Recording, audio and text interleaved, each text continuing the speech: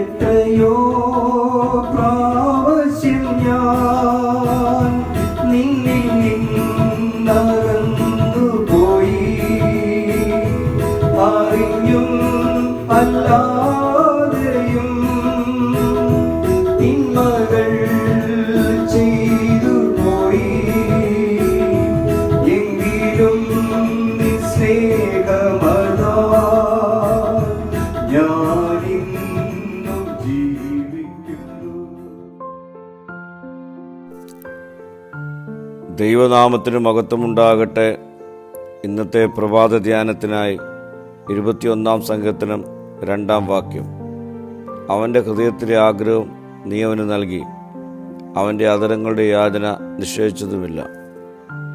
അവൻ തൻ്റെ ഭക്തന്മാരുടെ ആഗ്രഹം സാധിപ്പിക്കും, അധരങ്ങളുടെ യാചന നിഷേധിക്കത്തില്ല.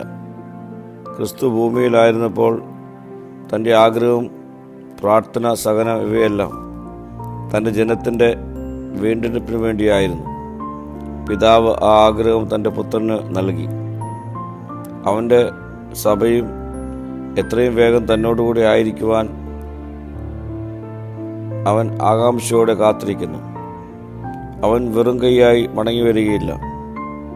അവൻ ഇവിടെ വെച്ച് സഭയ്ക്ക് വേണ്ടി യാചിച്ചു, അവിടെയും അവൾക്ക് വേണ്ടി പക്ഷപാതം ചെയ്യുന്നു.